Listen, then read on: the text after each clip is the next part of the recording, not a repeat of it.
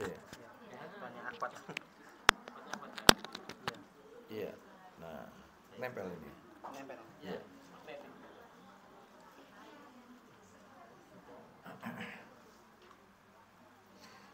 Bismillah. Assalamualaikum warahmatullahi wabarakatuh. Alhamdulillah. Alhamdulillahi hamdan katsiran tayyiban mubarakan fi kama yuhibbu rabbuna wa yarda. Wa ashhadu an la ilaha illallah wahdahu la syarikalah wa ashhadu anna Muhammadan abduhu wa rasuluh. Ya ayyuhalladzina amanu taqullaha haqqa tuqatih wa la tamutunna illa wa antum muslimun. Amma ba'du, fa inna asdaqal hadisi kitabullah wa khairal hadi hadi Muhammadin sallallahu alaihi wasallam wa syarral umuri muhdatsatuhā wa kulla muhdatsatin bid'ah wa kulla bid'atin dhalalah wa kulla dhalalatin finnar. Ikhwan wa akhawati fillah, bapak-bapak, ibu-ibu, kaum muslimin dan muslimah, jamaah majelis taklim Baiti Jannati yang semoga dimuliakan oleh Allah Subhanahu wa taala.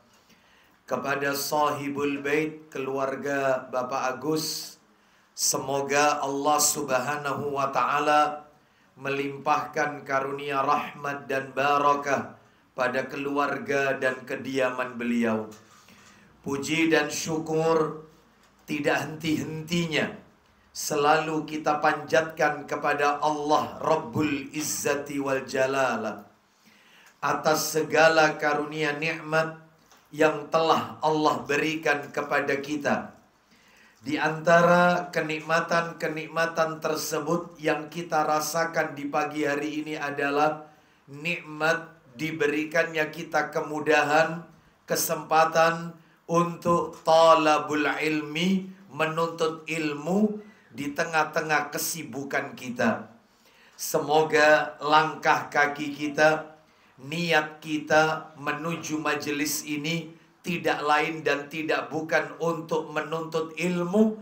Semuanya tercatat di sisi Allah sebagai amalan yang diridhoi oleh Allah Subhanahu wa ta'ala. Lebih dari itu, sebagaimana hadis yang sudah kita hafalkan, minimal familiar di telinga kita, Nabi sallallahu alaihi wasallam bersabda, "Man salaka tariqan yaltamisu fihi ilman, sahalallahu lahu bihi tariqan ilal jannah." Barang siapa yang menempuh jalan untuk mencari ilmu, maka Allah akan memudahkan baginya jalan menuju surga. Semoga kita semua termasuk hamba-hamba Allah yang Nabi sebutkan dalam hadis beliau tersebut.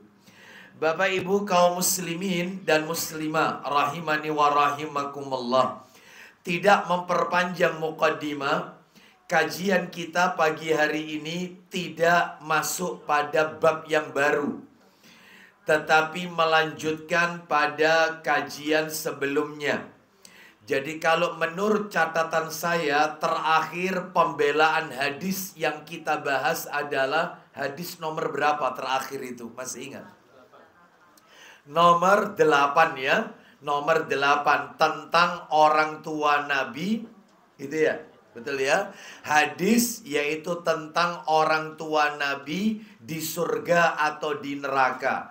Mereka mempermasalahkan hadis riwayat Muslim yang mengatakan orang tua Nabi di neraka. Baik. Nah, ketika materi itu pada bulan yang lalu, pertemuan kita terakhir, saya juga sisipkan tentang kisah Nabi Ibrahim alaihissalam bertemu dengan ayahnya yaitu Azar nanti hari kiamat. Betul itu ya? Nah, pagi hari ini kita masih belum beranjak pembelaan hadis nomor 9. Belum. Tetapi kita masih pada pembelaan hadis nomor 8. Masih tentang orang tua Nabi itu di neraka. Tetapi saya kembangkan sekarang. Pagi hari ini kami beri judul Mengenal nama-nama orang penduduk neraka. Mengenal nama-nama orang penduduk neraka. Bapak Ibu sekalian rahimani wa rahimakumullah, sebelum materi ini berjalan lebih jauh, maka sebagai kata pengantar dulu ya, sebagai mukaddimah, saya ingin mengatakan bahwasannya perlu diketahui ketika iblis laknatullah alaih diusir oleh Allah Azza wa Jalla dari surga karena dia membangkang perintah Allah Subhanahu wa taala dan menolak untuk sujud kepada Nabi Adam alaihissalam. Sujud yang dimaksud di sini adalah sujud yaitu penghormatan, bukan sujud penghambaan. Karena dia menolak perintah Allah, dia membangkang perintah Allah, dan juga karena kedengkian dia iri dengan Adam alaihissalam. Dia merasa lebih baik daripada Adam, maka Allah Subhanahu wa taala mengusir iblis dari surga. Bukan hanya diusir, dilaknat sampai hari kiamat. Mana dalilnya? Mari kita dengarkan firman Allah Ta'ala di surat yang ke-15 Al-Hijr. Surat nomor 15 Al-Hijr, ayatnya adalah ayat 32 sampai 35. Al-Hijr 32 sampai 35. Jelas sekali di dalam ayat ini, karena dia diusir, maka dia yaitu berjanji kepada Allah untuk menyesatkan manusia. Bagaimana caranya manusia itu menjadi temannya di neraka? Nah itu, mari kita dengarkan. Allah Ta'ala berfirman Al-Hijr 32 sampai 35. Ya, kita dengarkan, silakan. Allah berfirman, Ya.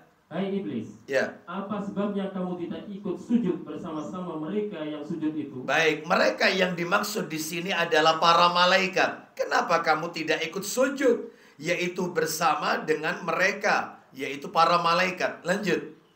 Iblis berkata, Apa kata iblis? aku sekali-kali tidak akan sujud kepada manusia yang engkau telah menciptakannya dari tanah liat yang kering, yang berasal dari lumpur hitam yang diberi bentuk. Di dalam ayat ini jelas, iblis membangkang perintah Allah, lalu dia iri dengki kepada Nabi Adam. Dia merasa dirinya itu lebih baik daripada Adam, karena Adam itu kau ciptakan dari tanah liat kering, dari lumpur hitam yang diberi bentuk. Loh, makanya katanya para alim ulama, kalau pengen menjadi pengikutnya iblis, maka keywordnya, kata kuncinya adalah dengan mengatakan aku, kata aku. Aku lebih baik itu sudah masuk, yaitu menjadi pengikut iblis. Loh mas, Anda kok melakukan itu? Sopo mane neka aku? Itu pengikutnya. Banyak gak yang kalimat-kalimat gini? Loh siapa ini yang mengerjakan ini? Kau nak mane neka aku? Iya. Kau nak sing isa, kau nak sing becus neka aku. Nah ini merasa tinggi hati, ujub, bangga diri. Itu keyword untuk mengikuti pengikut iblis. Nah ini, aku lebih baik daripada dia. Lanjut, 3-4-nya. Allah SWT berfirman, Ya. keluarlah dari surga, Terus. karena sesungguhnya kamu terkutuk. Baik, dilaknat kan? Terus terakhir, 35. Dan sesungguhnya kutukan itu tetap menimpamu sampai hari kiamat. Maka karena iblis itu dilaknat, diusir dari surga, maka dia yaitu melakukan strategi-strategi bagaimana caranya anak Adam ini masuk di dalam neraka, menemani dia untuk selama-lamanya. Mari kita dengarkan, iblis gak main-main. Kita dengarkan di dalam ayat yang lain. Bapak Ibu sekalian, surat 15, suratnya sama, ayatnya 39. Ayatnya 39, surat 15, ayatnya ayat 39. Iblis bersumpah, iblis berikrar senantiasa untuk menyesatkan manusia, anak cucu Adam, melancarkan serangkaian makar dan tipu daya, mengirim bala tentara untuk menyeret manusia agar menjadi teman mereka di dalam neraka jahanam. Mari kita dengarkan surat 15 ayat 39. Maksiat itu terasa indah dalam pandangan mereka. Zina itu indah, selingkuh itu indah, khomer itu nikmat. Ya, seperti itu. Menghibah orang, membicarakan aib orang itu nikmat. Ya. Gimana caranya maksiat itu terasa indah dalam pandangan manusia? Ini tipu daya iblis. Ya. Dan mereka juga mengatakan, aku akan menyesatkan mereka, anak cucu Adam semuanya. Bapak Ibu tak tunjukkan satu ayat lagi yang bikin kita merinding, tapi itu nanti harus lihat dalam tafsir Ibnu Katsir. Coba kita dengarkan An-Nisa sekarang, surat nomor 4, An-Nisa. Ayatnya 118, An-Nisa 118. An-Nisa 118, kita dengarkan ini. Tapi ya ini harus buka tafsir Ibnu Katsir nanti ya. Nanti saya jelaskan aja. Kita dengarkan. Allah Ta'ala berfirman. An-Nisa 100. Silakan. Yang dilaknati Allah dan syaitan itu mengatakan. Yang dilaknati Allah, iblis dan syaitan berkata. Apa katanya? Saya benar-benar akan mengambil dari hamba-hamba engkau bagian yang sudah ditentukan untuk saya. Di dalam tafsir Ibnu Katsir dikatakan, Qatadah rahimahullah mengatakan, setiap 1000 anak cucu Adam, saya ulang, setiap 1000 anak cucu Adam yang akan menemani iblis dalam neraka, yang menjadi jatahnya dia, bagiannya dia, 999 orang. Yang satu masuk surga. Itu ada dalam tafsir Ibnu Katsir. Jilidnya jilid 2 insya Allah. Nanti bisa dicek. Bapak Ibu sekalian, saya ulang. Setiap 1000 anak keturunan Adam, nggak main-main ini iblis ini. Dia iri dengan anak cucu Adam. Yang akan menjadi jatahnya iblis menemani dia dalam neraka 999 orang. Yang satu selamat masuk ke dalam surga. Mudah-mudahan kita yang hadir di sini adalah mewakili setiap satu yang selamat masuk surganya Allah Azza wa Jalla tersebut. Nah, mewakili dari setiap 1000 orang, 1000 orang, 1000 orang. Dan mudah-mudahan Allah selamatkan kita juga, saudara-saudara kita yang lain, kaum muslimin, kaum mukminin, untuk Allah tempatkan mereka di dalam jannahnya. Bapak Ibu sekalian rahimani wa rahimakumullah. Oleh karena itu, maka berdasarkan ayat-ayat yang kita dengarkan tadi, kajian kita pagi hari ini, saya akan mengenalkan kepada panjenengan semua nama-nama daftar-daftar orang penduduk neraka. Pak, Bu, maaf. Nama-nama yang akan saya sebutkan satu persatu ini adalah mewakili jumlah mayoritas penduduk neraka. Yang tidak lain mewakili karakternya, mewakili sifatnya, mewakili perangainya, mewakili tingkah lakunya, yang kurang lebih sama. Nah, ya. Nanti namanya itu ada. Ya, Bapak Ibu, karena mereka semua sama-sama merupakan bala tentara daripada syaitan, mengikuti jejak langkah iblis laknatullah alaih. Oleh karena itu mudah-mudahan kita diselamatkan oleh Allah dari tipu daya iblis syaitan laknatullah alaih. Bapak Ibu, sebelum fotokopinya saya bagikan, sebelum fotokopi tak bagikan, saya kasih referensi buku bagus Bapak Ibu. Tapi ini buku lama, 15 tahun yang lalu saya beli. Mudah-mudahan masih terbit. Bukunya Bapak Ibu, judul Arabnya dulu ya, kitab Arabnya dulu. Judulnya adalah As-Salasuna, boleh download, bisa di-download. As-Salasunal Mubasyaruna Binnar. Itu judul aslinya. Penulisnya adalah Syekh Dr. Mustafa Murad. Hafizahullah ta'ala. Sudah diterjemahkan dalam bahasa Indonesia seperti yang ada di tangan saya ini. Lumayan agak tebal. Judulnya 30 orang yang dijamin masuk neraka. Semuanya ada di Quran semua. Namanya loh ini. Nama ini. Namanya jelas sekali. 30 orang yang dijamin masuk neraka. Nah ini ya. Judul aslinya As-Salasuna Al-Mubasyaruna Binnar. Ya. 30 orang yang dijamin masuk neraka, Dr. Mustafa Murad. Nah, baik. Bapak Ibu sekalian, plus saya kasih lagi buku satu lagi. Nah, ini lebih lengkap untuk merinci kisah-kisah mereka, yaitu yang ditulis oleh Ibnu Katsir, judulnya terjemahannya ini. Yaitu terjemahannya Kisah Para Nabi dan Rasul. Kisah para Nabi dan Rasul yang semua dalilnya, dalil di dalamnya sudah ditakhrij oleh Syekh Muhammad Nasiruddin Al-Albani, penerbitnya Pustaka As-Sunnah. Ini lengkap mulai Adam sampai Nabi Muhammad SAW. Anaknya, keturunannya, lengkap ini nama-namanya.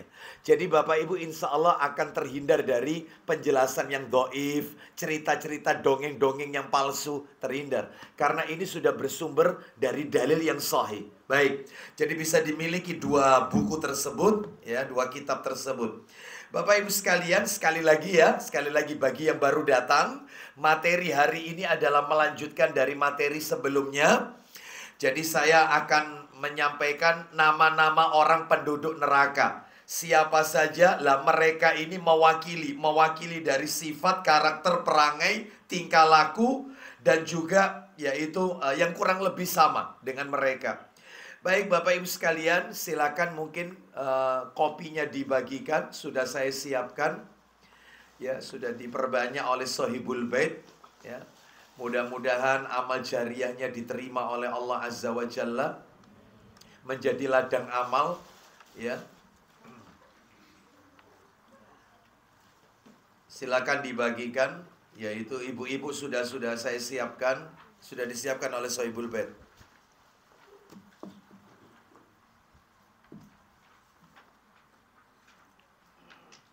Cukup Bapak-bapak. Cukup ya.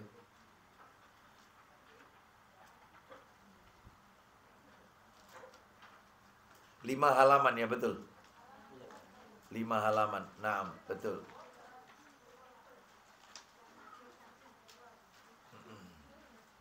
Itu di belakang sendiri ada kan? Nah, itu ada. Nah, sisanya nanti taruh depannya situ aja untuk bapak-bapak. Yang bawa istri 2 1 saja. Nggak usah rebutan, nggak usah. Duduknya bareng gitu loh. Iya. Masak makan berjamaah. Iya. Nuntut ilmu ya juga harus berjamaah. Rumahnya beda Ustaz. Oh iya, satu-satu kalau gitu.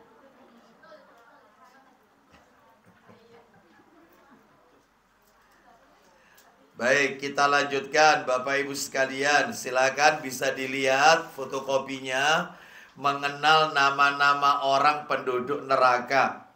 Iya. Ustadz, fotokopi ini aja kan cukup, nggak usah beli bukunya. Ya, lebih baik punya bukunya. Ya, insya Allah nanti kita jelaskan dalil-dalilnya. Ya. Baik, sekarang kita lihat dikasih nomor sendiri ya, karena di situ nggak saya kasih nomor.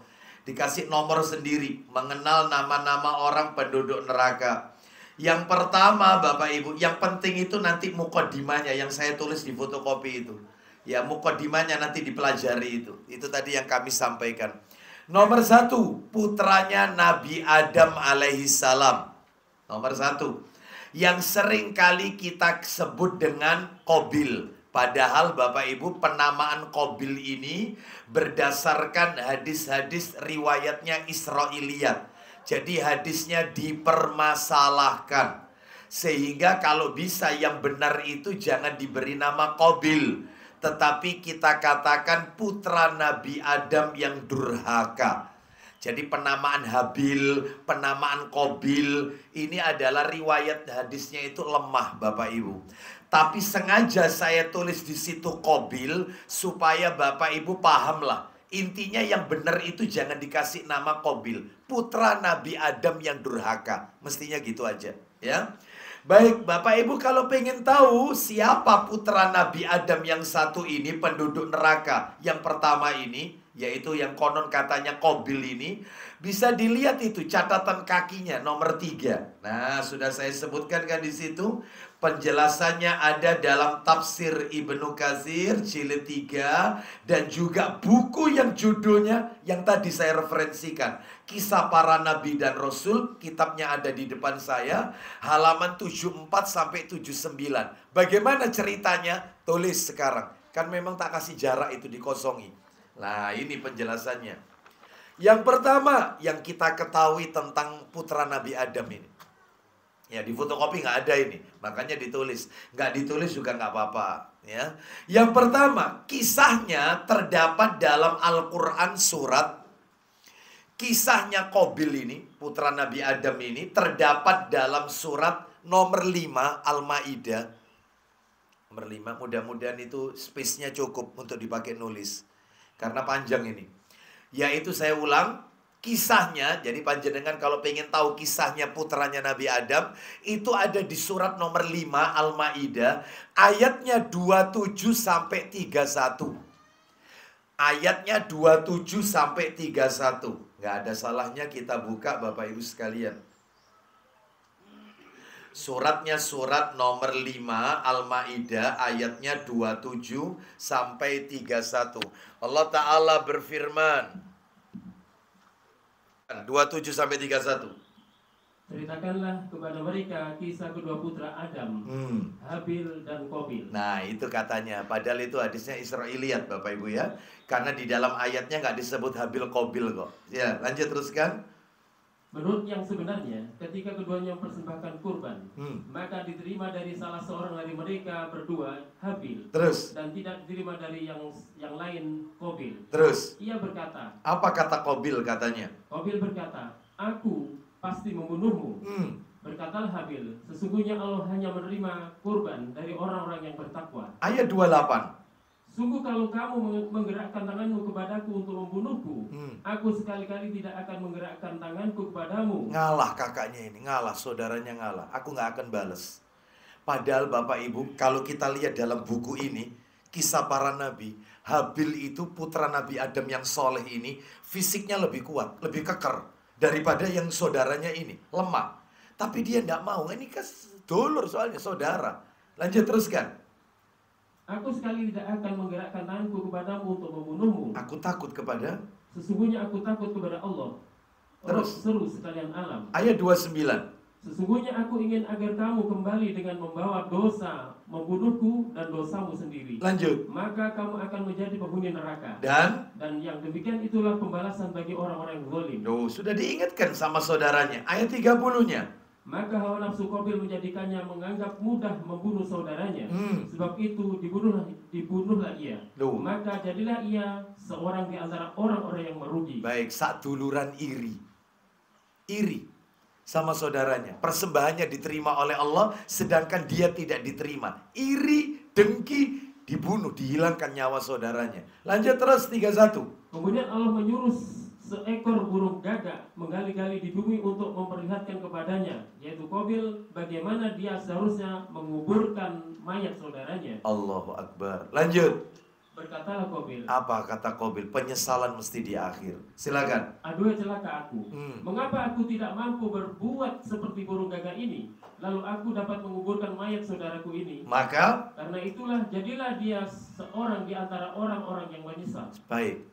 Ini cerita putra Nabi Adam, penduduk neraka yang pertama, yaitu yang disebut dengan Qabil. Padahal hadisnya Israiliyat. Yang kedua, yang perlu kita ketahui, masih orang pertama. Yang di belakang dapat fotokopi? Dapat ya? Yang bisa kita ketahui terkait dengan putra Nabi Adam alaihissalam, yaitu Qabil. Maju aja, maju. Yang belakang maju. Tempat duduknya maju aja. Ya, geser. Tafasau fil majalis. Bergeser-geser dalam majelis. Maju aja. Nah, ya silakan. Terus. Maju lagi enggak apa-apa. Iya. Itu, enggak usah senden enggak apa-apa kan. Iya. Yang senden itu khusus yang sepuh-sepuh. Bapak Ibu sekalian yang merasa tidak sepuh ya jangan ya. Yang kedua, sebab yang menjadikan dia penduduk neraka. Apa itu? Nah ini yang nomor 2 ya.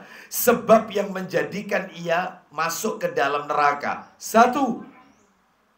Yang pertama ini ya. Saya ulang. Putra Nabi Adam Qabil. Apa yang harus kita ketahui tentang dia? Yang pertama kisahnya ada di surat Al-Maidah ayat 27 sampai 31. Yang kedua, sebab yang menjadikan dia masuk neraka adalah 2A. Nah, gitu aja supaya enak. A. Karena hasad, iri atau dengki kepada saudaranya. Iri, dengki. Berarti Ustadz, penyakit pertama kali di muka bumi ini adalah, yaitu bukan pembunuhan, bukan. Dosa pertama di muka bumi ini iri. Dan yang namanya iri, Bapak Ibu jangan ditulis ini cuma keterangan tambahan. Yang namanya iri itu bukan hanya menimpa kepada orang-orang awam yang ada di jalanan. Bahkan mereka para thalabatul ilmi sekalipun bisa iri. Wong antar ustadz itu iri. Bisa nggak? Bisa. Jamaahnya banyak, iri. Ya. Posisi sampai nomek ngono doa kok. Parkiran sampai nggak muat. Ya. Padahal mestinya ustadz-ustadz yang junior yang ada di bawah, kalau ada majelis taklim sampai parkiran nggak muat, ya ribuan orang yang datang, mestinya ustadz-ustadz junior yang ada di bawahnya harus bersyukur. Alhamdulillah tugas saya semakin ringan. Karena cukup dia seorang bisa mencakup sekian banyak. Mudah-mudahan mereka semua dapat hidayah dari Allah. Tugas kita tambah ringan. Ini enggak. Apa sih ngono iku sing disampaikno nduk YouTube ya iku tok. Iri. Hasad kamu, nggak boleh. Ya. Jadi ini hati-hati, ini yang pertama. Terus yang kedua, 2B yang menyebabkan Qabil masuk neraka. Sebabnya apa yang kedua? Tidak taat kepada orang tuanya, yaitu Adam. Ini. Itu, nggak taat sama orang tuanya, sama Nabi Adam alaihissalam. Yang ketiga, karena dia membunuh saudaranya, menghilangkan nyawa orang ini. Menghilangkan nyawa orang. Jadi karena dengkinya yang memuncak itu tadi, sebagaimana yang tadi terjemahannya dibaca Pak Agus, dia tega menghilangkan nyawa saudaranya. Dan yang terakhir, yang keempat adalah, yang keempat, sebelum Qabil membunuh saudaranya, yaitu Habil, sebelum dia membunuh saudaranya, Habil, maka Habil mencoba untuk menakut-nakuti Qabil dengan api neraka. Kan sudah diingatkan, kalau enggak kamu nanti masuk neraka loh. Kamu nanti dosa kalau menghilangkan, membunuh aku. Tempatmu nanti di neraka. Sudah ditakut-takuti. Tetapi Qabil tidak menghiraukannya. Berarti kesimpulannya, nggak takut sama neraka. Kesimpulannya itu. Kesimpulannya.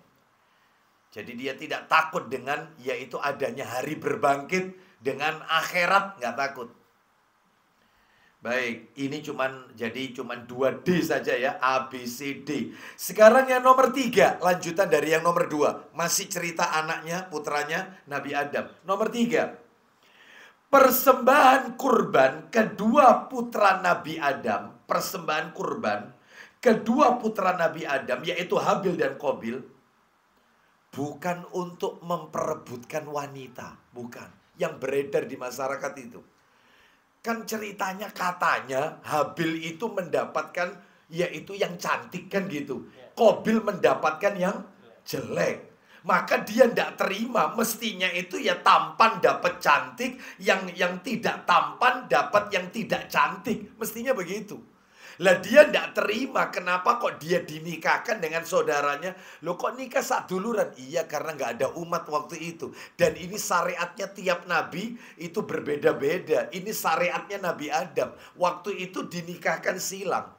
Jadi Habil mendapatkan saudara perempuannya yang cantik, si Qabil mendapatkan saudara perempuannya yang kurang cantik. Qabil nggak terima. Akhirnya mereka mempersembahkan kurban.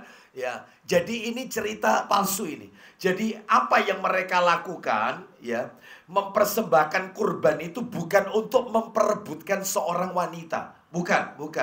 Melainkan kurban itu dilakukan untuk mendekatkan diri kepada Allah dan mendapatkan ridha Allah. Mana yang diridhoi oleh Allah? Itu. Jadi bukan gara royoan saudaranya yang cantik itu, bukan. Tolong ini diklarifikasi dan ini juga harus diberi nasihat kalau ada orang yang mengatakan demikian. Habil Qabil itu Qabil bunuh saudaranya itu gara-gara rebutan wong wedok. Oh bukan. Jadi kurban itu murni untuk mendekatkan diri kepada Allah dan untuk mendapatkan ridha Allah. Ternyata Allah meridhoi Habil. Yang Qabil kurbannya nggak diterima. Nah, maka jengkel dia, dibunuh saudaranya. Yang berikutnya terakhir, yang nomor 4. Jadi ada 4 saja yang kita ketahui. Nomor 4. Bahwasanya disebutkan dalam sebuah riwayat dikatakan Habil fisiknya lebih kuat daripada Qabil. Fisiknya itu lebih kuat sebenarnya. Badannya lebih keker, ya, daripada Qabil. Fisiknya lebih kuat. Tapi karena dia cinta sama saudaranya, dan dia pun juga punya sifat warok. Apa itu warok? Warok itu adalah meninggalkan apa-apa yang mendatangkan mudharat untuk akhirat. Jadi dia punya sifat warok dan dia cinta sama saudaranya.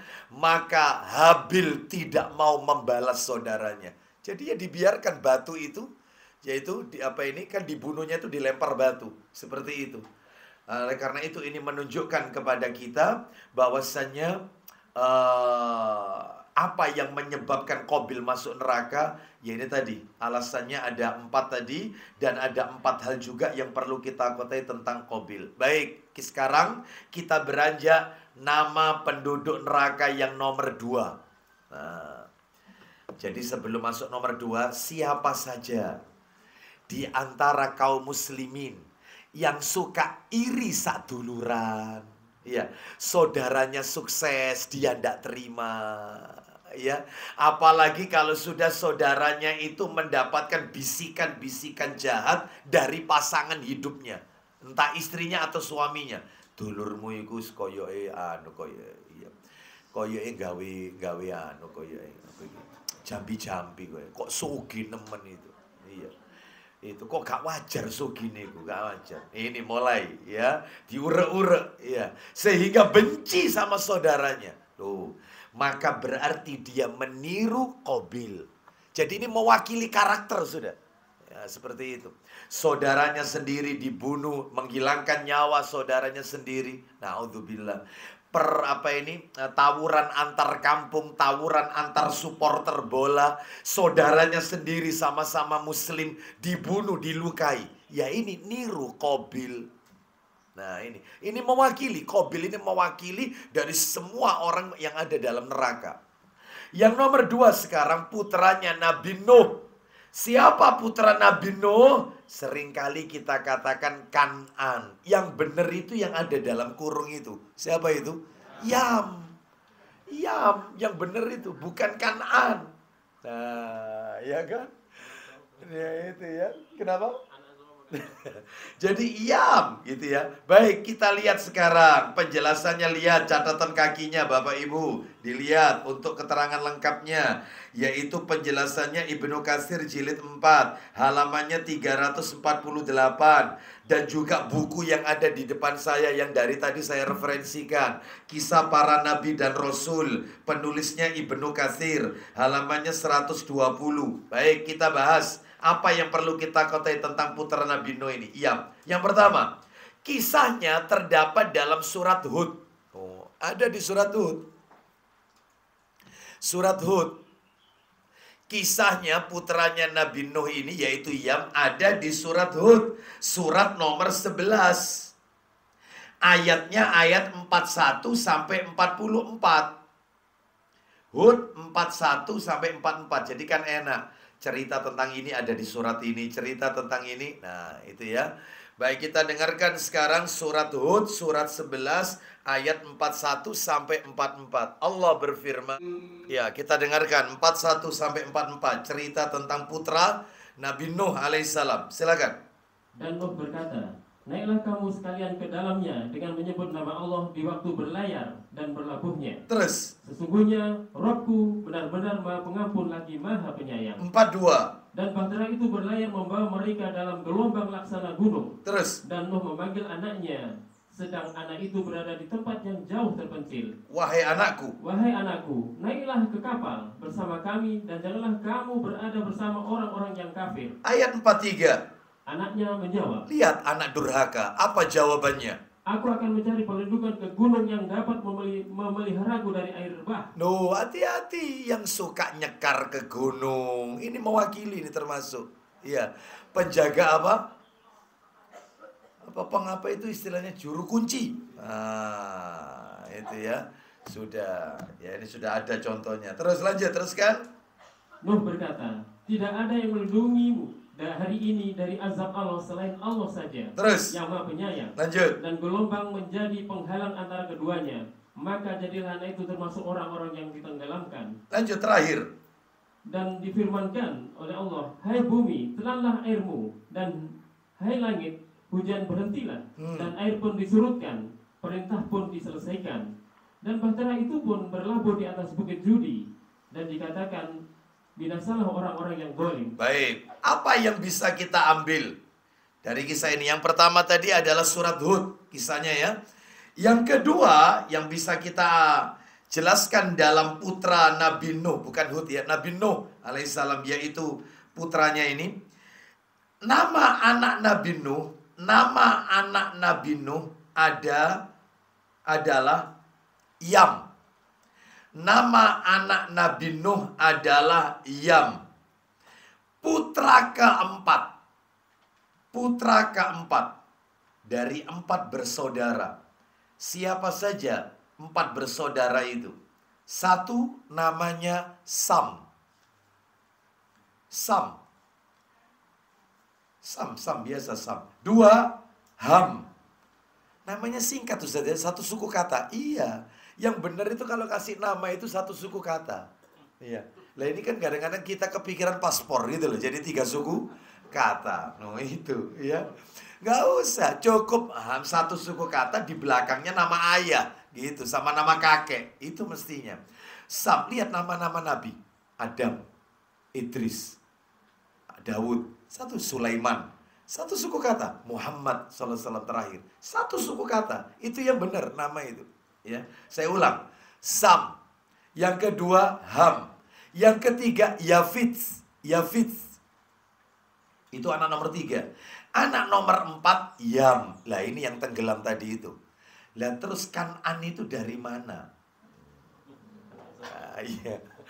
Selama ini kan kita memahami Kan'an ya. Nah, yang benar itu adalah riwayat yang sahih adalah Yam.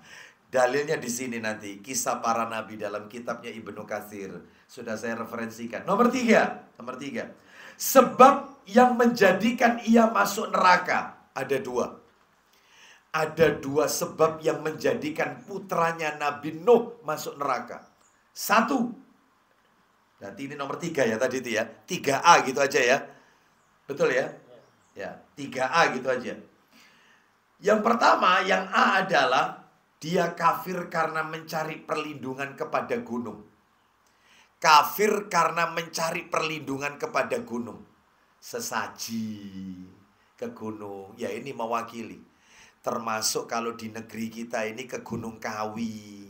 Di situ ada pohon dewandaru yang dinantikan rontokannya. Kalau dapat rontokannya maka dia akan kaya raya. Termasuk ke Gunung Bromo. Kirim apa ini? Ya, itu sedekah bumi atau sesaji, termasuk larung sesaji di anukan ke lautan dan seterusnya. Maka ini mewakili putranya Nabi Nuh alaihissalam. Sifat karakter dari seluruh penduduk neraka. Yang kedua, berarti 3B yang menyebabkan dia masuk neraka, tidak taat kepada orang tuanya. Kan orang tuanya bilang, naiklah ke kapal nak, jangan ikut bersama orang-orang kafir nak. Tapi dia tetap membangkang. Nah, ini penyebabnya. Makanya kalau ada seorang anak nggak taat sama orang tuanya, nasihat orang tuanya suka dibantah, padahal nasihat itu nasihat yang baik, ya mewakili daripada karakter putranya Nabi Nuh alaihissalam. Istilah bu, ibu kan isu itu ngomel sampai sumpah aku bu. Nuturi terus gak iso tabu terus astagfirullahaladzim. Ya, seperti itu. Ya, ada nggak anak yang kayak begini? Ada, ya, seperti itu. Na'udzubillah. Kita lanjut nomor 4. Lanjutannya tentang Nabi Nuh. Nabi Nuh masih tetap putranya maksud saya. Yang keempat, bahtera atau kapal Nabi Nuh itu berlayar di atas permukaan air yang tingginya melebihi puncak gunung. Bayangkan Bapak Ibu, kapalnya Nabi Nuh ini berlayar di atas permukaan air yang tingginya melebihi puncak gunung. Bayangkan. Yang kelima, kapal Nabi Nuh, kecepatan? Enggak ya? Enggak. Yang keempat, kapal Nabi Nuh berlayar di atas permukaan air yang tingginya melebihi puncak gunung. Diringkas sendiri kalimatnya boleh. Kapalnya Nabi Nuh berlayar di atas puncak, melebihi puncak gunung. Yang kelima, kapal Nabi Nuh, jangan satu-satu. KAKPAL, kapal ya sumpi. Kapal Nabi Nuh berlabuh di atas Bukit Judi yang letaknya di kawasan Irak. Kejadiannya di Irak ini Bapak Ibu. Bukan Iran, bukan Irak. Irak. Kejadiannya di atas Bukit Judi, yang Bukit Judi itu wilayah Irak, Jazirah ya. Terus kemudian terakhir, kapal Nabi Nuh berlayar selama 1 bulan. 1 bulan berlayarnya. Nah, kalau kayak begini kan enak, mau dongengin anak itu tahu gitu loh. Iya. Itu. Ibu kok roh habis sih gitu. Ya taklim. Ya, ngerpe. Putra Nabi Nuh. Sekarang kita lanjutkan nama penduduk neraka nomor 3 dan nomor 4. Jadi 1. Nomor 3 istrinya Nabi Nuh alaihissalam. Nomor 4 istrinya Nabi Lut alaihissalam. Apa yang kita ketahui tentang mereka berdua ini? Cuman 3 saja. 1. Kisahnya ada di surat nomor 66. Surat nomor 66. Kisah istrinya Nabi Nuh dan istrinya Nabi Lut. Bayangkan Nabi Nuh ini ya, Masya Allah. Kurang sabar apa? Berdakwah ratusan tahun, bahkan 1000 tahun. Iya. Itu rata-rata dapat pengikut selama 1000 tahun, 9 orang. Rata-rata tiap 100 tahun dapat berapa pengikut? 1, bayangkan. Anaknya ndak katut, istrinya ndak katut, bayangkan. Ya, makanya ini dijadikan pelajaran. Istri Nabi Nuh dan satunya istri Nabi Lut alaihissalam. Kita lihat yaitu dalilnya surat nomor 66 At-Tahrim ayat 10. 66 satu ayat aja, ayat 10. Mari kita dengarkan. Ada di ayat ini istri Nabi Nuh dan istri Nabi Lut alaihi wassalam. Silakan. Allah membuat istri Nuh dan istri Lut perumpamaan bagi orang-orang kafir. Nah, perumpamaan bagi orang-orang kafir. Lanjut. Keduanya berada di bawah pengawasan 2 orang hamba yang soleh di antara hamba-hamba kami. Teruskan. Lalu kedua istri itu berkhianat Nah, terus kepada kedua suaminya. tetapi Maka kedua suaminya itu tiada dapat membantu mereka sedikit pun dari siksa Allah. Dan dikatakan kepada keduanya, masuklah ke neraka bersama orang-orang yang masuk neraka. Ayat 11-nya menarik, perumpamaan untuk orang-orang beriman, yaitu istrinya Fir'aun. Dia punya suami bengis, kejam, menantang Allah. Istrinya wanita soleha. Namanya adalah siapa? Asia, bukan Aisyah. Asia binti Muzahim. Asia binti Muzahim. Ini istri Fir'aun. Kebalikannya sama yang tadi. Ini yang pertama yang bisa kita ketahui. Yang kedua, sebab yang menjadikan mereka berdua masuk neraka. Apa sebabnya? Mereka berdua kok masuk neraka. Istrinya Nabi Nuh dan istrinya Nabi Lut alaihi wassalam. Kenapa masuk neraka? Sebabnya cuma dua. 2A. Nah gitu aja. 2A. Yang A, mereka berdua berkhianat kepada suami-suami mereka. Khianat. Ayatnya sudah dibaca Pak Agus tadi. Terjemahannya. Khianat. Tidak amanah. Makanya hati-hati kalau ada seorang istri yang berkhianat. Ya ini mewakili. Ya, mewakili ini ya. Nah, apa ini telepon-teleponan dengan laki-laki bukan mahram, ya. Terus kemudian chat ya sama laki-laki bukan mahram. Ya, mungkin dengan teman apa ini sekolahnya dulu ya. Makanya nggak usah ikut reuni, nggak usah.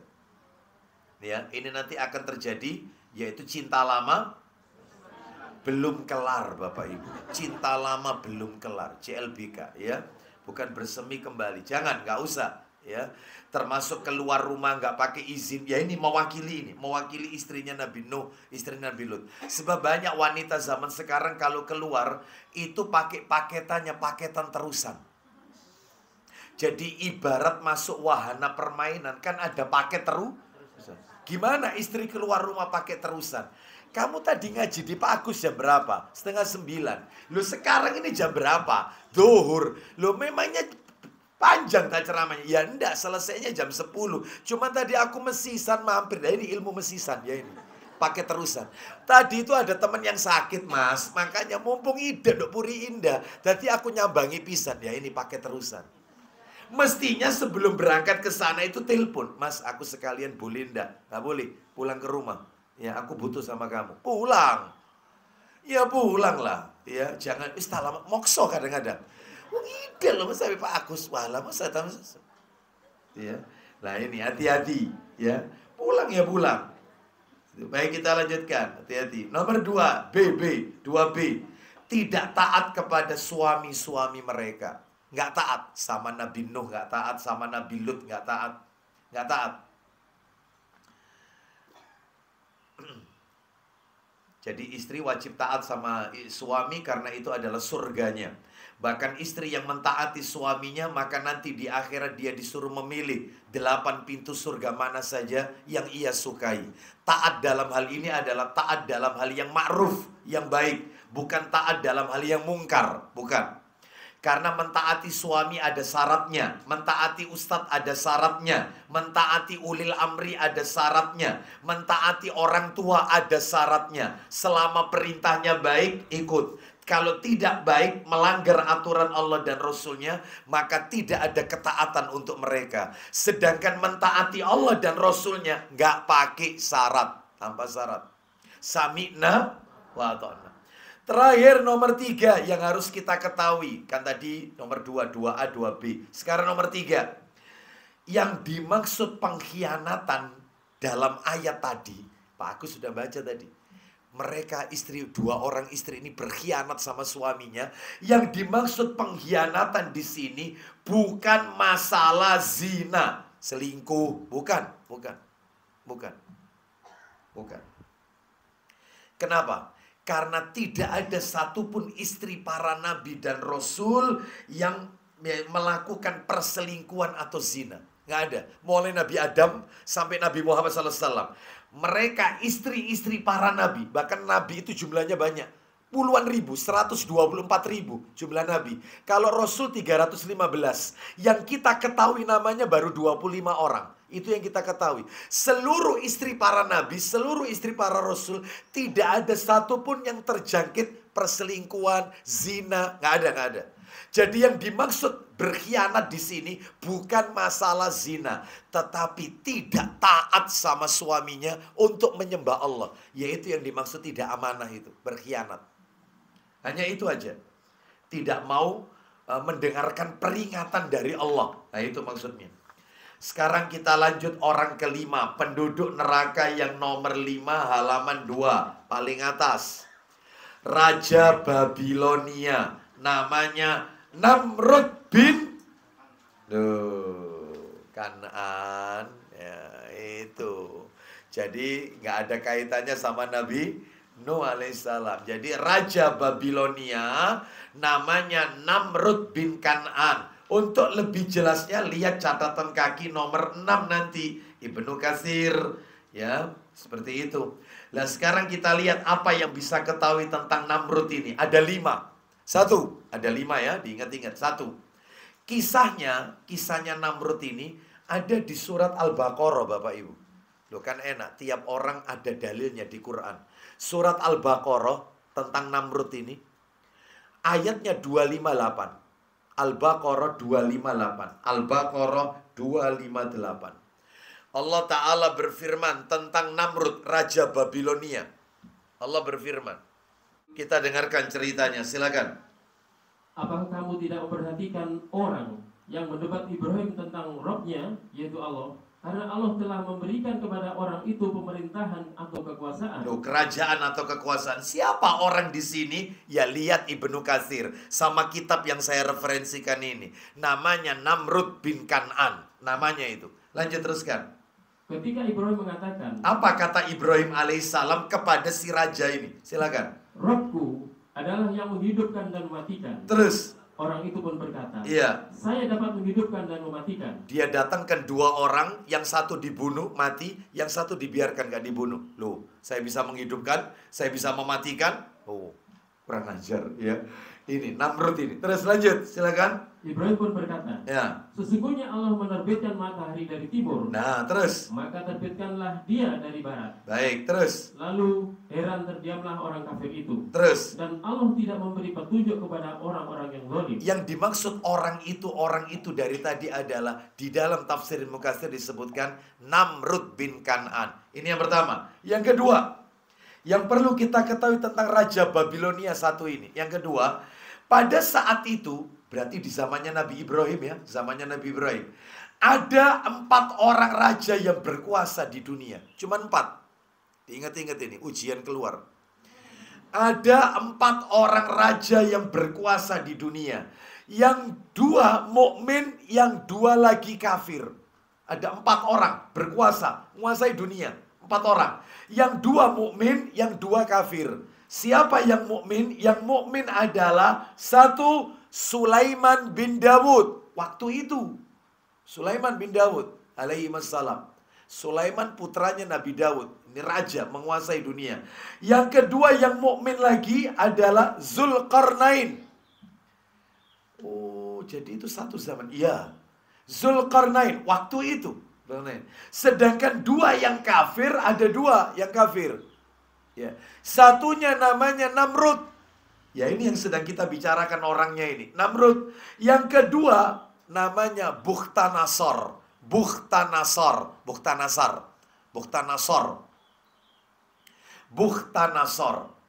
Nah. Nomor 3.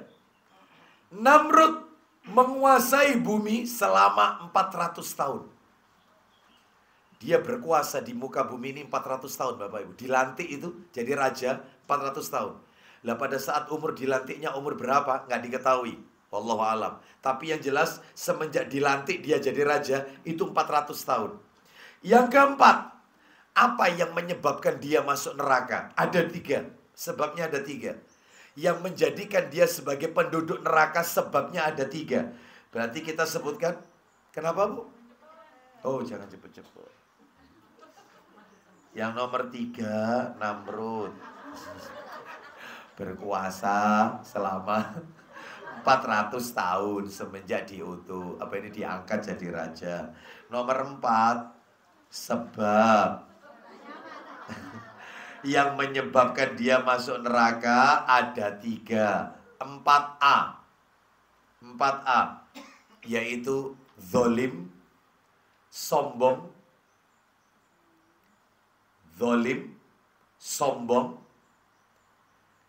dan mengutamakan kehidupan dunia. Loh, hati-hati. Jadi kalau ada orang suka zolim, sombong, apa itu sombong? Sombong itu kata Nabi, batorul haqq wa ghamtun nas. Sombong itu adalah satu batorul haq, yaitu menolak kebenaran. Yang kedua wa ghamtun nas, menganggap remeh orang lain. Makanya kalau ada orang sombong sekarang, berarti dia mewakili karakternya Namrud. Nah itu.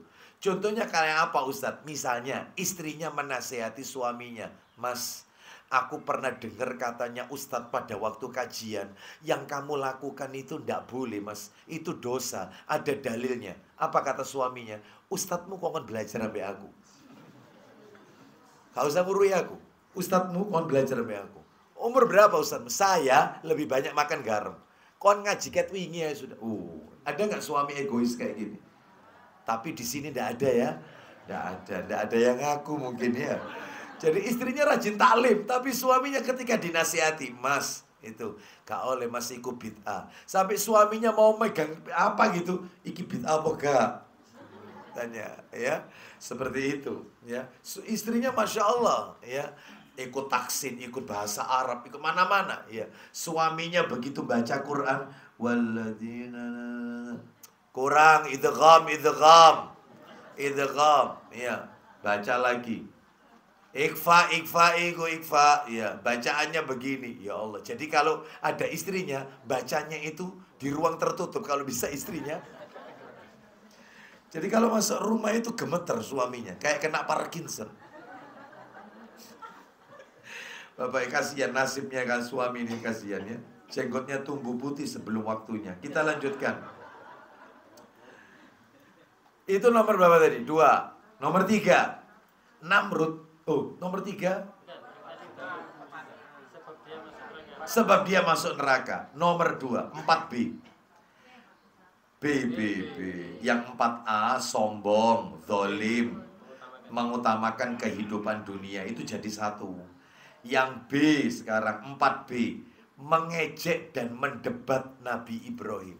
Ngejek Nabi Ibrahim alaihi salatu wassalam. Ngejek.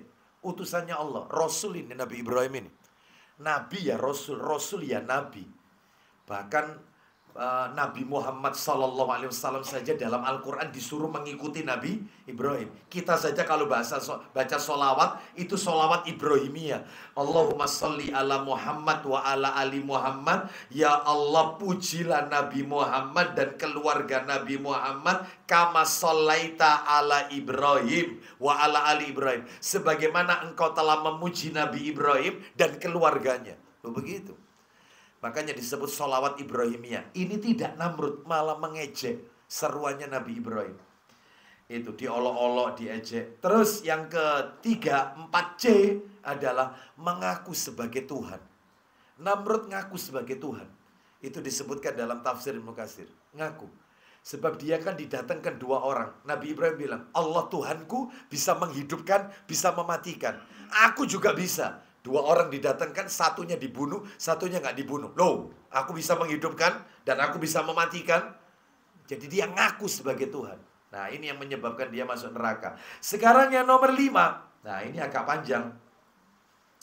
Agak panjang.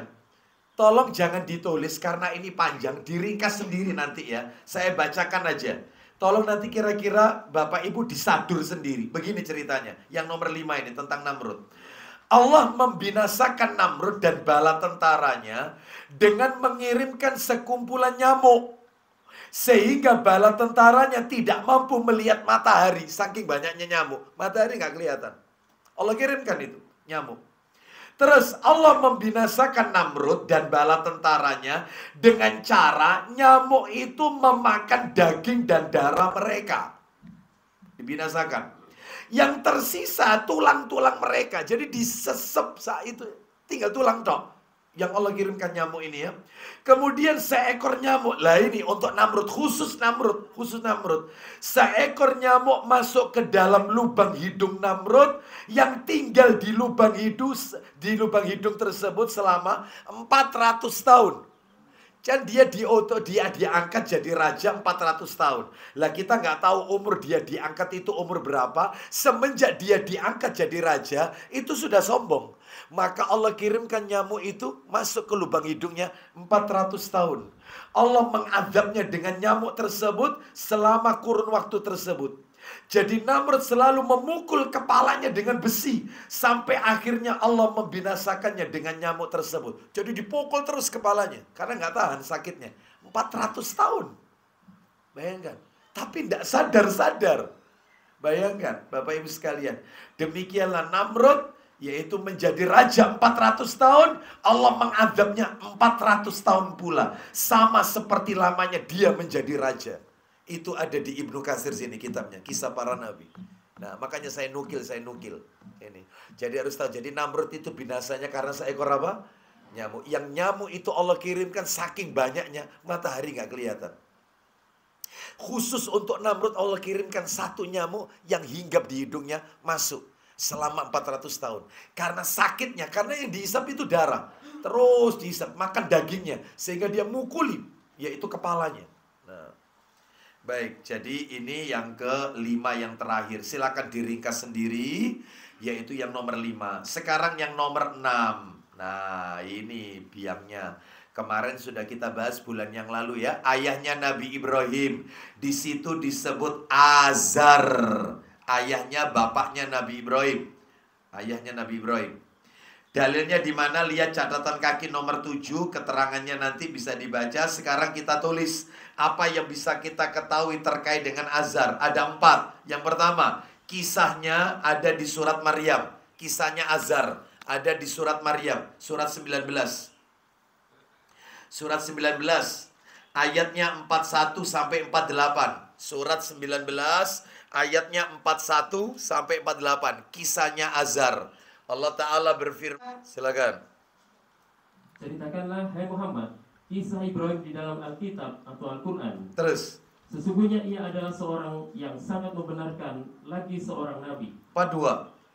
Ingatlah ketika ia berkata kepada bapaknya. Apa kata Nabi Ibrahim kepada bapaknya? Wahai bapakku, mengapa kamu menyembah sesuatu yang tidak mendengar, tidak melihat, dan tidak dapat menolong kamu sedikitpun? Terus. Wahai bapakku, sesungguhnya telah datang kepadaku sebagian ilmu pengetahuan yang tidak datang kepadamu. Maka ikutilah aku. Niscaya aku akan menunjukkan kepadamu jalan yang lurus. 44. Wahai bapakku, janganlah kamu menyembah syaitan. Sesungguhnya syaitan itu durhaka kepada Rabb yang maha pemurah. 45. Wahai bapakku, sesungguhnya aku khawatir bahwa kamu akan ditimpa azab dari Rabb yang maha pemurah. Maka kamu menjadi kawan bagi syaitan. Terus. Berkatalah bapaknya. Apa kata bapaknya? Bencikah kamu kepada Tuhan-Tuhanku, hai Ibrahim? Apa kamu benci dengan Tuhan-Tuhanku, berhala-berhala ini? Lanjut.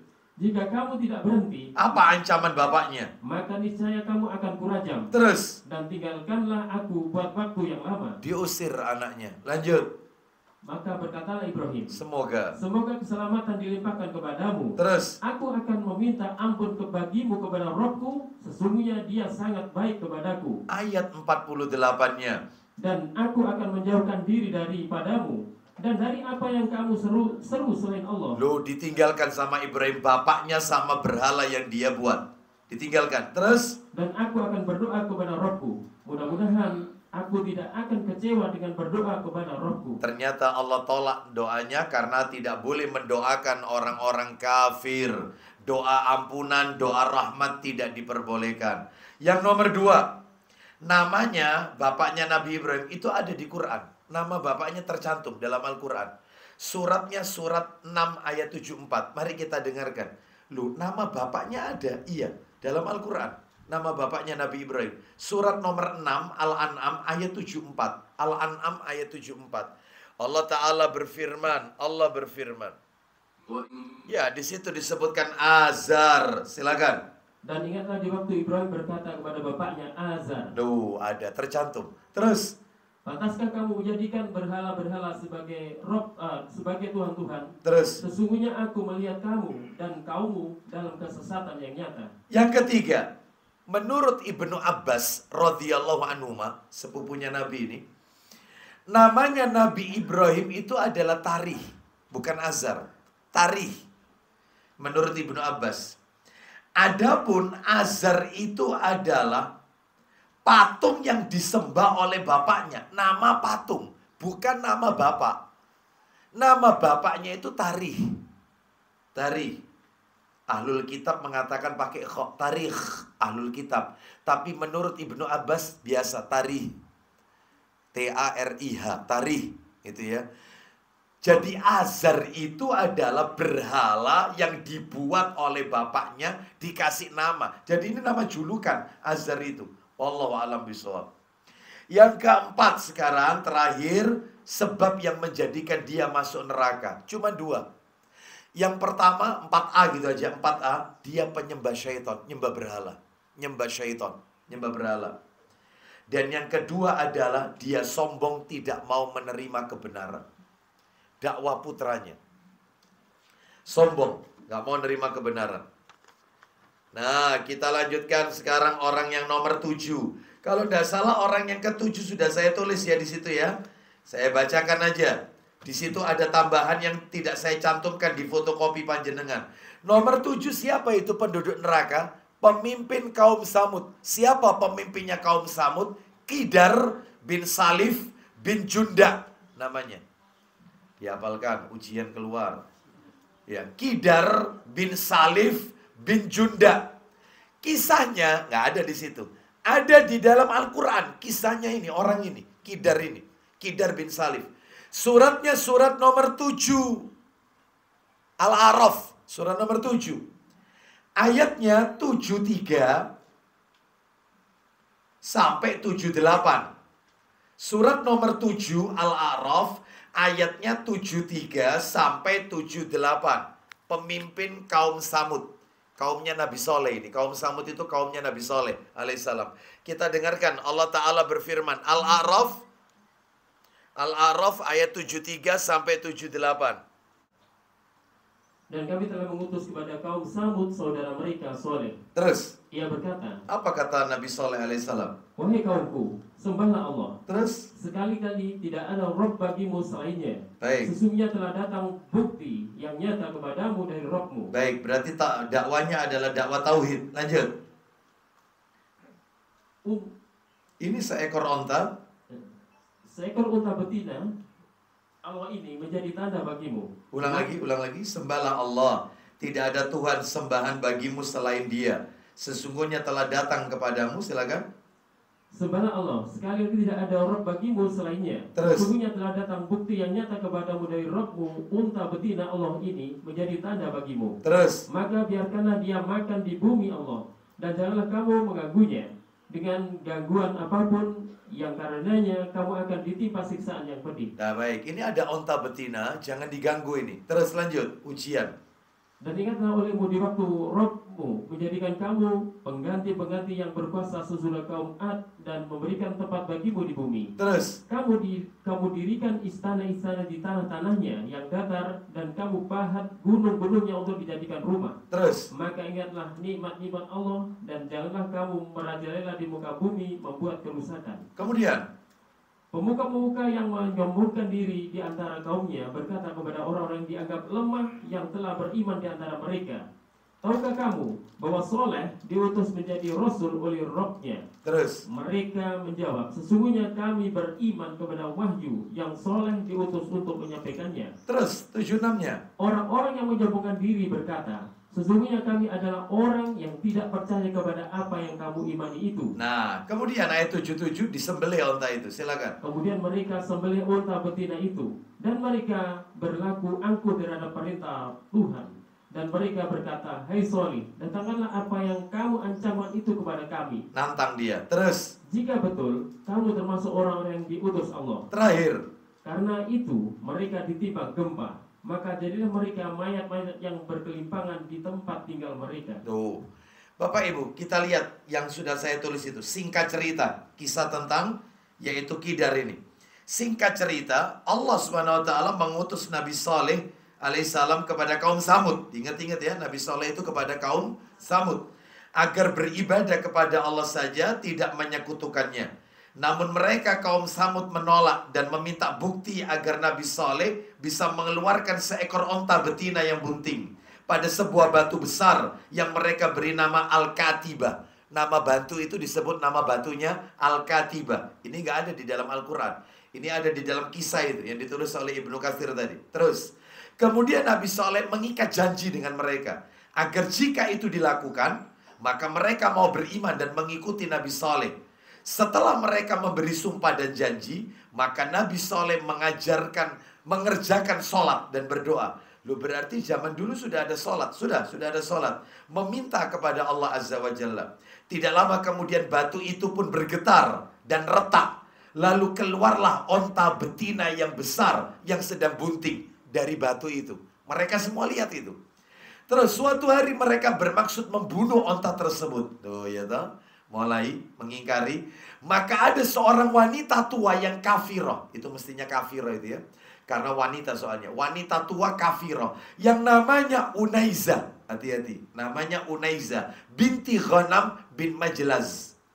Memiliki 4 orang putri yang cantik-cantik dan kaya raya. Menyuruh orang namanya Kidar bin Salif bin Junda untuk membunuh onta betina bunting tersebut dengan bayaran. Disuruh memilih anak gadisnya mana saja yang ia suka. Kemudian Kidar bersama temannya namanya Masda bin Makhraj bersama 7 orang. Lihat catatan kaki. Di situ catatan kaki nomor berapa itu?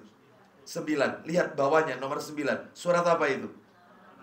Loh, di situ ada jumlahnya 7 orang. Ketemu nanti di situ ayatnya Bapak Ibu. Jadi ini semuanya menukil ayat Quran dan tafsir Ibnu Katsir. Saya ulang. Kemudian Kidar bersama temannya namanya Masda bin Makhraj bersama 7 orang lainnya, berarti 8 orang, berangkat untuk membunuh onta betina bunting tersebut. Lalu Kidar berhasil membunuhnya pada hari Rebu. Dibunuh onta itu hari Rebu. Sebagian riwayat mengatakan anak onta tersebut berkata, anak onta itu, jadi onta induknya dibunuh. Anak ontanya berkata, ya Robku, di mana ibuku?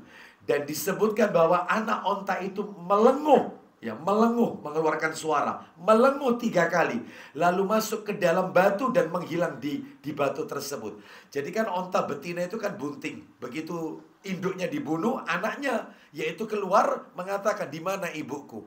Lalu si anak ini masuk ke dalam batu yang dikasih nama Al-Katibah itu tadi dan menghilang, tidak kembali lagi. Baik. Jadi yang dibunuh itu induknya, ibunya. Setelah itu mereka kabarkan kepada Nabi Saleh. Maka Nabi Saleh menangis dan berkata, bersenang-senanglah kamu di rumahmu selama 3 hari.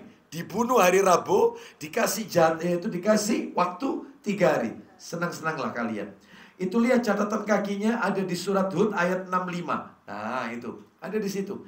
Pada hari Kamis, hari pertama nih, setelah Rebu hari Kamis, yang dijanjikan Nabi Saleh, wajahnya kaum Samud menguning. Mulai. Pada hari Jumat, wajah mereka jadi merah. Pada hari Sabtu, wajah mereka jadi hitam. Tatkala memasuki hari Ahad, mereka kaum Samud telah bersiap-siap menunggu azab. Azab ditunggu. Azab ditunggu. Nantang memang. Yang telah dijanjikan oleh Nabi Saleh. Lalu tidak lama kemudian terdengarlah suara keras dari langit. Petir. Ya, dan gempa yang dahsyat. Sehingga mereka mati bergelimpangan. Dan tidak tersisa sedikit pun. Kecuali Nabi Saleh dan pengikutnya. Serta seorang wanita lumpuh. Lah ini. Seorang wanita lumpuh yang namanya Kalbah binti As-Salaqah. Yang juga memusuhi Nabi Saleh. Ia pun terkena azab juga.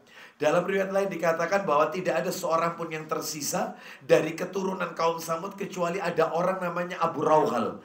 Abu Raughal, di mana ketika bencana itu terjadi, ia tidak sedang berada di tempat itu, tapi dia berada di haram sehingga tidak tertimpa siksaan. Maka ketika keluar dari haram, ada batu yang Allah sisakan 1. Jadi ada 1 batu disisakan khusus untuk Abu Raughal ini. Karena dia pada waktu kejadian gak ada di situ. Allah sisakan di langit khusus untuk Abu Raughal. Lalu kemudian ketika dia keluar dari haram, batu yang Allah sisakan itu untuknya jatuh dari langit mengenai dirinya sehingga menyebabkan ia meninggal dunia. Oh, sampai kayak gitu, nggak disisakan sama Allah. Sampai dipending satu batu, nunggu sampai dia keluar dari haram, baru kemudian disikat. Ya, yang terakhir, yang ketiga tentunya yang C, ya, atau yang ketiga ya, yang kita ketahui kan ada 3 berarti. 1, kisahnya ada di surat Al-A'raf. Yang nomor 2, singkat cerita yang saya bacakan tadi. Sekarang yang ketiga, sebab yang menjadikan dia masuk neraka. Kidar ini masuk neraka apa sebabnya? Ada 3. 3A, membangkang dakwah Nabi Soleh. Membangkang dakwanya Nabi Soleh. Yang kedua, 3B, zalim, sombong, dan mengutamakan kehidupan dunia. Gara-gara dapat apa tadi jatahnya tuh? Wanita. Suruh milih kan? Putrinya anaknya siapa tadi? Seorang wanita kafirah, namanya siapa wanita itu? Unaiza. Dihafalkan ya, ujian keluar. Unaiza binti Ghanam bin Majlaz. Itu anaknya ada 4, suruh milih. Terus yang kenapa? Yang ketiga, 3C, mengejek Nabi Soleh alaihissalam. Mengejek, mengolok-olok, nantang. Mana katanya diturunkan azab, mana? Nanti-nanti. Berarti kejadiannya hari apa ini azabnya ini? Ahad. Hari Kamis itu tubuhnya menjadi apa? Kuning. Hari Jumat merah. Hari Sabtu hitam. Disitulah mereka nantang. Mana katanya azab. Baru hari Ahadnya Allah kirimkan petir, gempa, sehingga mereka mati gosong berkelimpangan di rumah-rumah mereka sendiri. Jadi petir itu Allah kirimkan masuk ke rumah mereka, bukan di luar, Allah masukkan. Bayangkan. Jadi ini baik. Sekarang nomor 8. Wah, ini siapa ini? Dedengkotnya ini. Siapa namanya? Fir'aun. Baik, Bapak Ibu sekalian, Fir'aun. Ya, Fir'aun. Siapa Fir'aun? Saya tutup sampai nomor 8 saja, sampai Fir'aun. Siapa Fir'aun? Ada 4 yang perlu kita ketahui tentang Fir'aun. Ada 4. 1, kisahnya Fir'aun ada di surat Al-Qasas. Fir'aun itu ada di surat Al-Qasas, surat nomor 28.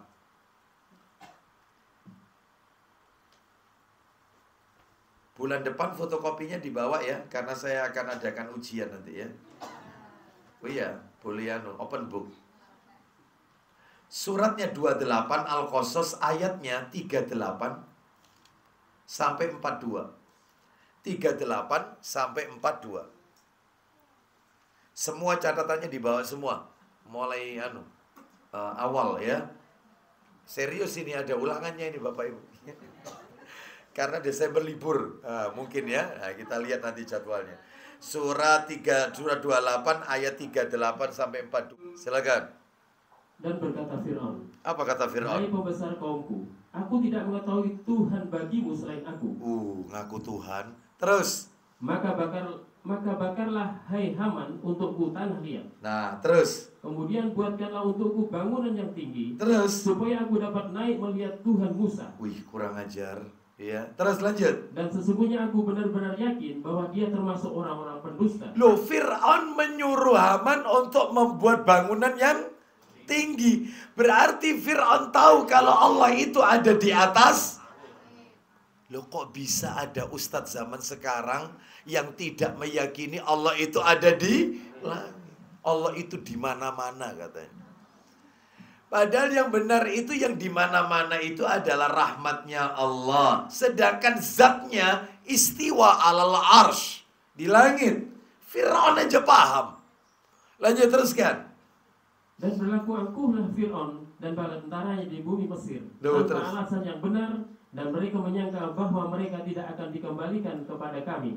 Ayat 40-nya. Maka kami hukumlah Fir'aun dan bala tentaranya. Terus? Lalu kami lemparkan mereka ke dalam laut. Terus? Maka lihatlah bagaimana akibat orang-orang yang zalim. Baik, 41. Dan kami jadikan mereka pemimpin-pemimpin yang menyeru manusia ke neraka. Nah ini perumpamaannya. Terus? Dan pada hari kiamat mereka tidak akan ditolong. Nah ini kami jadikan mereka para pemimpin-pemimpin yang ngajak manusia ke neraka.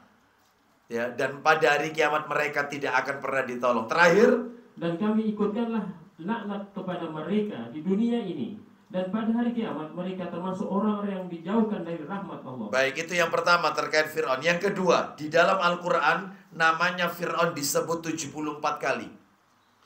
Allah menyebut Fir'aun, nama Fir'aun itu 74 kali. Di dalam Al-Quran, nama Fir'aun disebut sampai 74 kali. Saya tanya sama Bapak Ibu, ayo, saya tanya nih, gak ada hadiah nih ya, gak ada door prize ya. Saya tanya, Nabi siapa yang paling banyak disebut oleh Allah dalam Al-Quran? Namanya? Betul, Musa alaihissalam. Paling banyak namanya disebut dalam Al-Quran. Yang ketiga, yang kita ketahui tentang Fir'aun. Yang ketiga, sebab yang menjadikan dia masuk neraka. Sebab yang menjadikan dia masuk neraka. Ada 4. 3A. Sama, zalim, sombong, bertindak sewenang-wenang. Zalim, sombong, bertindak sewenang-wenang. Yang berikutnya yang kedua. Berarti 3B. Mengaku sebagai Tuhan. Ngaku sebagai Tuhan. 3C, melakukan tatoyur. Apa tatoyur itu? Anggapan-anggapan sial. Yang 3C, melakukan tatoyur. Tatoyur itu artinya anggapan-anggapan sial. Anggapan sial itu kan banyak. Ada yang anggapan sial karena waktu. Contohnya bulan sial, Muharram sial, bulan Safar, bulan sial, itu waktu. Ada lagi anggapan sial dengan angka. Angka, bukan waktu, angka. Angka berapa biasanya dianggap sial? 13. Ya, 4. Makanya kalau di hotel-hotel itu nggak ada. Lift lantai 4 nggak ada. Lantai 4, lantai 13, lantai 14 nggak ada. Itu dianggap sial. Itu. Nah, ini namanya tatoyur. Seperti kejatuhan cicak, itu katanya pertanda sial. Seperti kemudian keluar rumah melihat ular, itu katanya pertanda sial. Ya kayak gini, lah Fir'aun apa tatoyurnya? Dia mengatakan kami ini sial gara-gara Musa. Semenjak Musa ada, maka kami sial. Itu menisbatkan kesialan kepada orang. Sama seperti kalau kita di masyarakat kita berboncengan dengan teman kita, tiba-tiba ban bocor. Maka dia berkata, gara-gara kon melok banku bocor. Ini sama, tatoyur. Ada nggak yang kayak gini? Sering, iya. Selama ini gak pernah ban bocor. Semenjak kamu tadi, kau gak ada angin, gak ada apa bocor. Oh, ini ya, memang kamu pembawa sial. Seorang suami berkata, memang kamu istri-istri pembawa sial. Naudzubillah. Lah ini, Fir'aun melakukan ini, tatoyur, anggapan sial. Gara-gara ya dakwah salaf masuk Indonesia ini,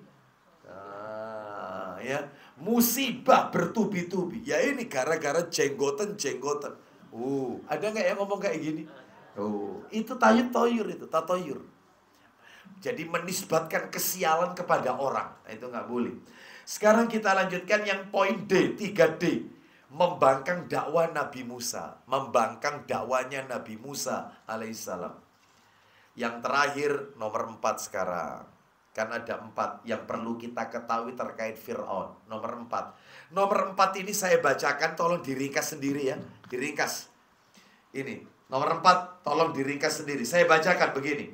Sebelum Fir'aun ditenggelamkan. Fir'aun sebelum ditenggelamkan. Maka Allah telah memberikan 7 peringatan keras kepada Fir'aun dan kaumnya. 7, dihitung ya nanti ya. Jadi sebelum Fir'aun itu tewas, sebelum dia ditenggelamkan dalam lautan, Allah sudah mengirim Fir'aun dan bala tentaranya 7 peringatan keras. Apa itu? 1, kemarau panjang. Kemarau panjang, 1. Lama nggak turun hujan. Itu. 2, kekurangan buah-buahan. Kekurangan buah-buahan. 3, ternyata masih tidak tobat juga. Dikirim yang ketiga. Badai disertai hujan keras, angin kencang. Sehingga mereka tidak pernah melihat matahari dan bulan. Gak ada, gak kelihatan matahari bulan. Badai terus, hujan terus. Angin kencang, banjir, sudah banyak yang tewas. Tetap tidak sadar-sadar. Padahal sudah 3 ini peringatannya. Yang keempat, peringatannya nomor 4. Turunnya ribuan belalang. Belalang itu ribuan. Sampai nggak kelihatan. Ya, pokoknya kemana manusia lewat itu dikerubungi belalang. Mulai sekujur tubuhnya. Belalang ini, wah luar biasa sudah. Ternyata tidak tobat juga. 5. Allah kirimkan kutu yang menyerbu mereka. Kutu, tumo. Iya. Semua kepala-kepala mereka penuh dengan kutu. Bayangkan. Gatal terus itu. Tetap tidak mau tobat. Yang ke-6. Allah kirimkan kata yang jumlahnya ribuan. Kata. Sehingga sampai-sampai kalau salah seorang dari mereka itu jatuh, maka kepalanya langsung dikerubuti dengan kata. Saking banyaknya kata. Di jalan-jalan, di rumah, semuanya pokoknya. Allah kirimkan ini, kata itu. Ternyata tidak tobat. Nggak tobat. Bapak Ibu yang terakhir apa? Sangat mengerikan, menjijikkan. Yang ke-7 ini, sebelum dia ditenggelamkan, Fir'aun sama bala tentaranya. Yang ke-7 adalah Allah kirimkan darah yang mengalir di sungai-sungai. Sehingga mereka nggak dapatkan air tawar. Kecuali Musa sama pengikutnya. Jadi mereka pegang air, langsung darah. Di rumah-rumah mereka itu darah. Saking mereka itu bingungnya, pengikutnya Musa itu minum dengan enaknya air. Sampai mereka mengatakan, tolong kamu minum air ini, begitu di mulutmu, semburkan ke mulut kami butuh air. Begitu diminum sama pengikutnya Musa alaihissalam, orang beriman, begitu mah jadi darah masuk ke mulut mereka. Sampai kayak gitu, tidak sadar, tenggelamkan sekali sudah. 7 peringatan ini sudah. Fir'aun ini. Darah, sungai darah, air yang di rumah mereka semuanya jadi darah. Sampai mereka jijik mau minum. Sampai mereka menyuruh kepada Musa dan pengikutnya, coba kamu lihat minum, nanti jangan ditelan. Kami siap untuk menampung apa yang ada dalam mulut kalian. Bayangkan, begitu keluar jadi darah lagi. Memang azab memang sudah, tapi tidak sadar. Ya, baik. Jadi ini, meskipun demikian, hati mereka tetap keras sehingga akhirnya Allah binasakan semuanya dengan ditenggelamkan ke dasar lautan. Baik, saya cukupkan sampai poin nomor 8, Fir'aun. Adapun Haman, perdana menterinya Fir'aun ini, nanti kita akan bahas, yaitu sampai terakhir itu, siapa itu? Terakhir itu, bukan. Ya'juj, Ma'juj. Ya'juj, Ma'juj. Ya betul ya, Ya'juj, Ma'juj. Wallahu a'lam wa bishawab. Demikian Bapak Ibu yang bisa kami sampaikan. Semoga menjadi tambahan ilmu yang manfaat. Saya cukupkan saja di sini karena memang belum selesai materinya. Insya Allah jika Allah pertemukan kita, maka kita sambung kembali kajian kita. Wassallallahu ala nabiyyina wa ala alihi washabihi wasallam. Subhanakallahumma wa bihamdika asyhadu an la ilaha illa anta astaghfiruka wa atubu ilaik. Wa akhiru da'wana anil hamdulillahi rabbil alamin. Assalamualaikum warahmatullahi wabarakatuh.